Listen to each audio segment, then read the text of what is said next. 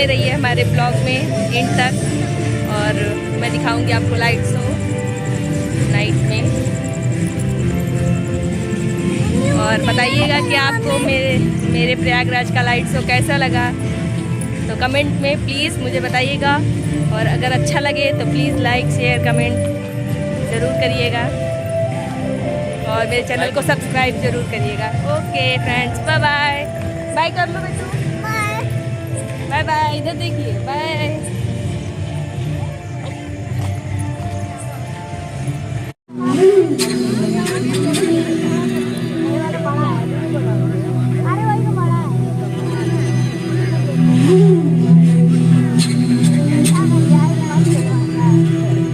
जल्दी भागो अभी। अरे अभी काटेगा पागल। ये देखो,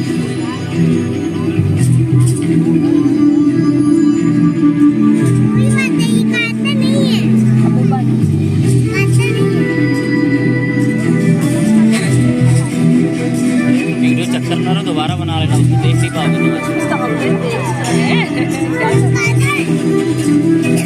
बहुत बढ़िया है यार, अच्छा लगा।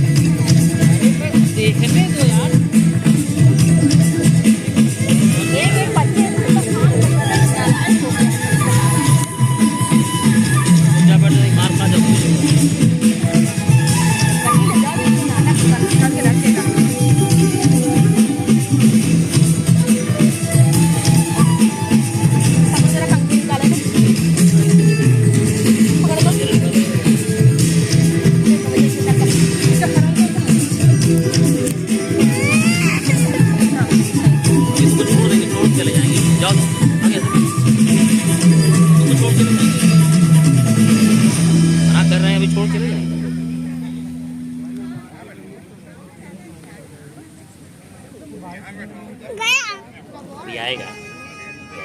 अभी फिर शुरू होने वाला देखो।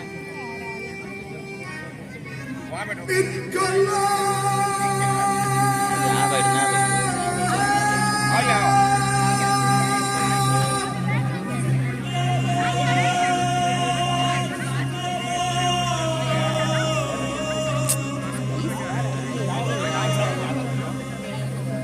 ये नहीं कर ली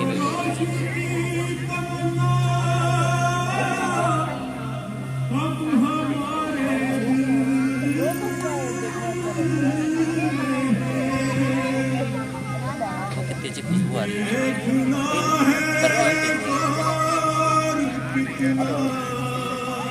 तिरंगा।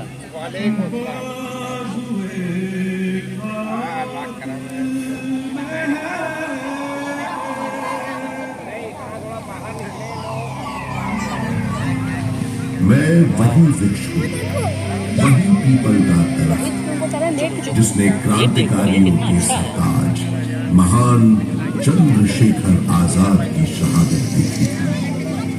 बरसों से खड़ा हूँ यहाँ, बहुत कुछ देखा है मैंने, बहुत कुछ सुना है। उन परिंदों से जो मेरी शाखों पर अपना डेरा बसाते हैं, उन हवाओं से जो दूर दूर की खबरें लेकर आती हैं, अपने इन बरसों पुरानी जड़ों से जो जमीन के भीतर दफन हजारों बरस पुराने किस्से और कहानियां खोज लाती हैं और मुझे सुनाती हैं।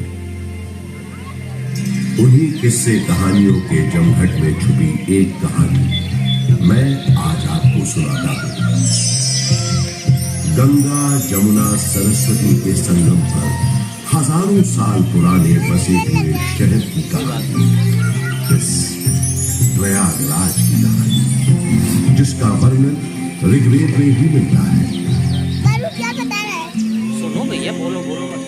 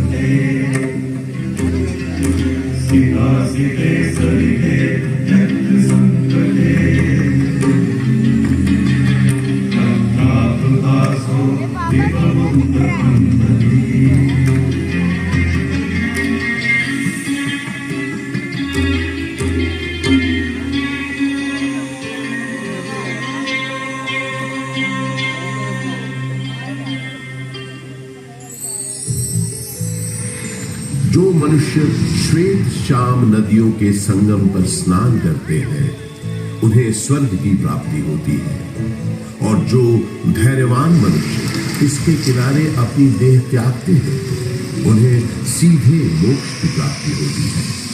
ब्रह्म पुराण में ब्रह्मा जी भी कहते हैं, क्योंकि यहाँ सरस्वती जी अदृश्य रूप में आकर गंगा जी से मिलती है, इसलिए इस क्षेत्र को सरस्वती तीर्थ संगम कहा गया है। नारदीय पुराण में भी एक प्रसंग मिलता है कि एक बार जब देवर्षि नारद ने ब्रह्मा जी के पुत्र सनक जी से पूछा कि सर्वोत्तम तीर्थ कौन सा है, तब उन्होंने बताया कि समुद्र पर्यंत पृथ्वी पर जितने पुण्य क्षेत्र विद्यमान हैं, उनमें प्रयाग नामक तीर्थ सबसे उत्तम है। यहाँ पर ब्रह्मा जी ने स्वयं कई यज्ञ संपन्न किए थे, इसलिए प्रयागराज को तीर्थों का राजा भी कहा जाता है। तो ऐसे पावन तीर्थ पर बसा है हमारा प्रयागराज। ये उन 4 शहरों में से भी एक है जहां विश्व प्रसिद्ध कुंभ मेले का आयोजन होता है। चलिए आज मैं आपको इसी से जुड़ी एक पौराणिक कथा सुनाता हूं। समुद्र मंथन के समय जब अमृत कलश प्रकट हुआ, तब देवताओं और असुरों में उसे पाने के लिए भयंकर युद्ध हुआ। ये देखकर गरुड़राज सुरक्षा के विचार से इस अमृत कुंभ को लेकर क्षीर सागर की ओर उड़ चले। कहते हैं उनकी इस यात्रा के दौरान पृथ्वी पर 4 जगह अमृत की कुछ बूंदें छलक कर गिर पड़ी और इन बूंदों से उन नगरों की नदियों के पानी में अमृत जैसे गुण आ गए। यही कारण है कि इन 4 नगरों में हर 12 वर्षों पर कुंभ का पर्व मनाया जाता है। लाखों श्रद्धालु साधु संतों के सैकड़ों अखाड़े गंगा जी में स्नान करने आते हैं, संगम किनारे सत्संग करते हैं, धूम लगाते हैं।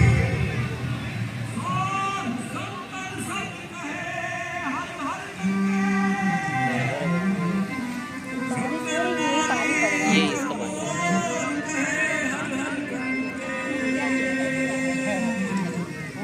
बढ़िया यार, मजा आ गई।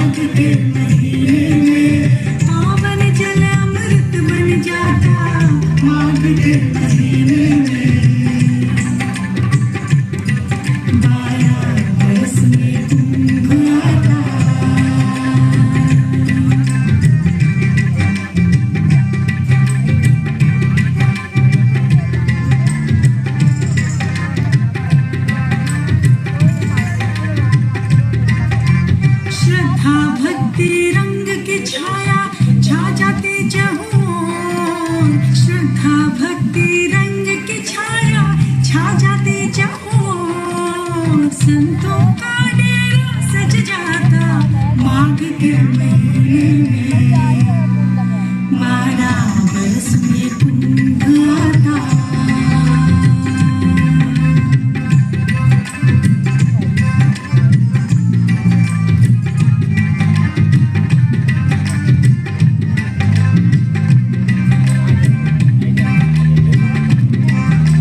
लाखों नर नारी जुट जाते आंखों में एक प्यास लिए, आंखों में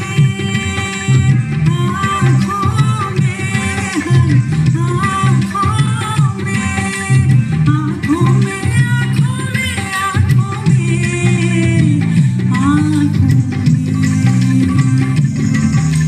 लाखों नर नारी जुट जाते आंखों में एक प्यास लिए, बूंद बूंद अमृत घट पाते मोक्ष द्वार प्यास लिए। जप तप मंत्रोच्चारण करते ज्ञानी साधु यहाँ वहाँ, ज्ञान ध्यान का परम धाम माघ के महीने में, माघ के महीने में 12 बरस में कुंभ आता। माघ के महीने में पावन जल अमृत बन जाता, माघ के महीने में 12 बरस में कुंभ आता।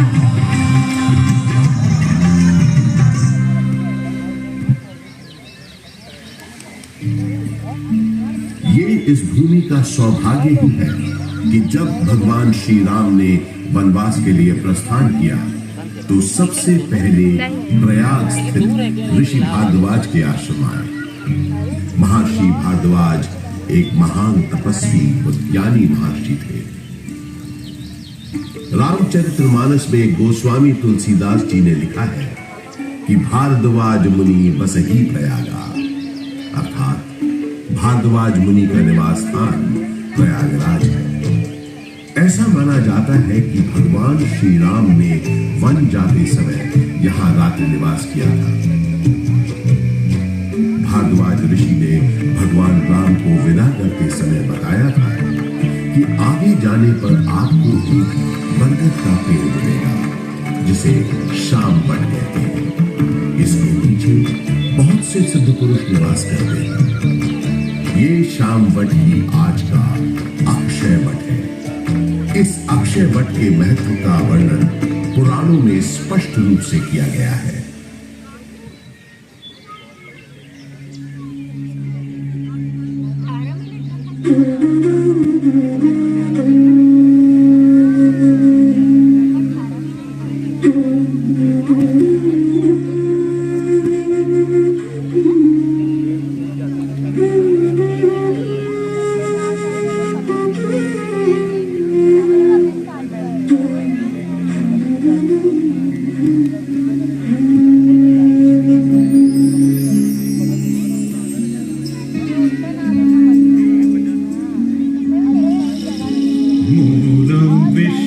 स्वयं साक्षात् स्कंधा लक्ष्मी स्वयं शुभा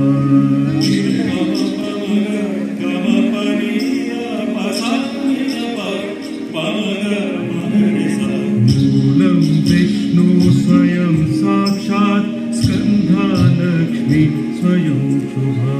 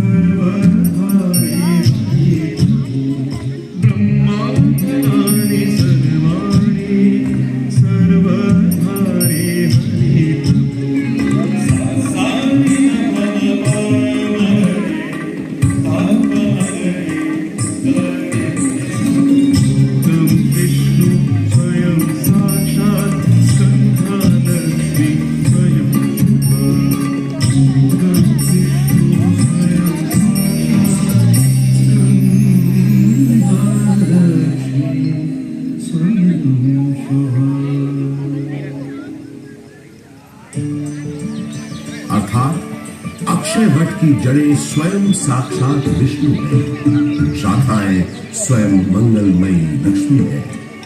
उसके पत्तों में देवी सरस्वती वास करती है तो उसके पुष्पों में भगवान शंकर, चतुरानंद ब्रह्मा जी इसके फल हैं और विष्णु जी इन सब का आधार है।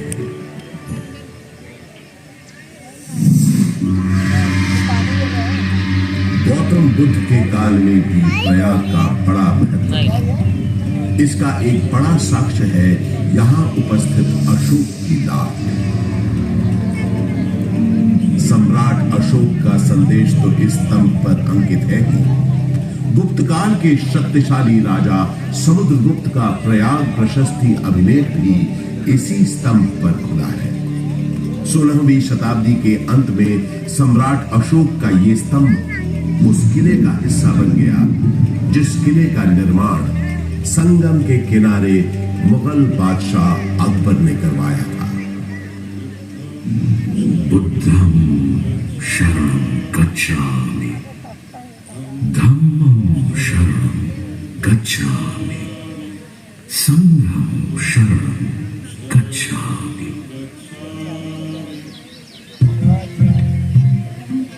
हजारों वर्ष पुराने इस प्रयाग नामक नगर के आध्यात्मिक और धार्मिक महत्व से बादशाह अकबर इतने प्रभावित हुए कि उन्होंने यहाँ एक नया शहर भी बसा दिया और उसका नाम रखा इलाहाबाद। जो वक्त के साथ साथ बन गया इलाहाबाद।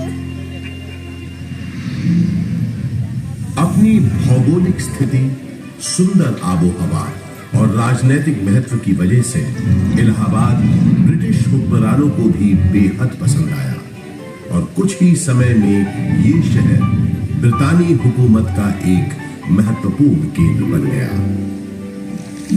इलाहाबाद हाई कोर्ट इसका एक जीवंत उदाहरण है। देश के 4 उच्च न्यायालयों में से तो एक ये है ही। इसके अलावा अनेक महत्वपूर्ण और ऐतिहासिक फैसले देने का श्रेय भी इस न्यायालय को जाता है। शिक्षा के प्रसार के लिए अंग्रेजों द्वारा बनाया गया इलाहाबाद विश्वविद्यालय इस शहर को उनका दूसरा महत्वपूर्ण योगदान था। इलाहाबाद विश्वविद्यालय की स्थापना 16 नवंबर 1887 को हुई। पूर्व का ऑक्सफोर्ड कहे जाने वाले इस विश्वविद्यालय का शुरुआती नाम न्यू सेंट्रल कॉलेज था। यहाँ का विद्यानगरम हॉल और 7 खंडी मीनारें इतनी सुंदर और आकर्षक है कि आते जाते लोगों की निगाहें बरबस अपनी ओर खींच लेती हैं। 20वीं सदी की शुरुआत से ही इलाहाबाद हिंदी साहित्य का एक बहुत बड़ा केंद्र बनकर उभरा। ऐसी ही कुछ प्रसिद्ध शख्सियतों के नाम एकाएक तब याद आते हैं जब इस शहर से जुड़े साहित्यकारों की बात होती है। जैसे हास्य व्यंग के मशहूर शायर अकबर इलाहाबादी साहब, फिराक गोरखपुरी जो उर्दू के जाने माने शायर तो थे ही, अंग्रेजी भाषा के भी प्रकांड पंडित थे। महादेवी वर्मा हिंदी की सशक्त कवयित्री जो आधुनिक मीरा के नाम से भी जानी गई। सुमित्रा नंदन पंत हिंदी साहित्य के छायावादी युग के महत्वपूर्ण स्तंभ। मधुशाला के लेखक और हिंदी साहित्य के पुरोधा कवियों में से एक हरिवंश राय बच्चन और अपने नाम ही के अनुरूप हिंदी भाषा के निराले कवि सूर्यकांत त्रिपाठी निराला, जिनकी ये कविता तो अद्भुत है। देखा मैंने उसे इलाहाबाद के पथ पर, वो तोड़ती पत्थर, चढ़ रही थी धूप गर्मियों के दिन। दिवा का तमतमाता रूप, उठी झुलसाती हुई लू, हुई ज्यों जलती हुई भूख, गर्द चिंगी छा गई, प्राय हुई दोपहर। वो तोड़ती पत्थर, देखा मैंने उसे इलाहाबाद के पथ पर, देखा मैंने उसे इलाहाबाद के पथ पर। कला और साहित्य के साथ साथ राजनीति का भी खास गढ़ रहा है प्रयागराज। स्वतंत्रता संग्राम के अनेक शूरवीरों और गणमान्य व्यक्तियों का नाता इस शहर से रहा है। जैसे पंडित मोतीलाल नेहरू, राजश्री पुरुषोत्तम दास टंडन, महामना मदन मोहन मालवीय आदि।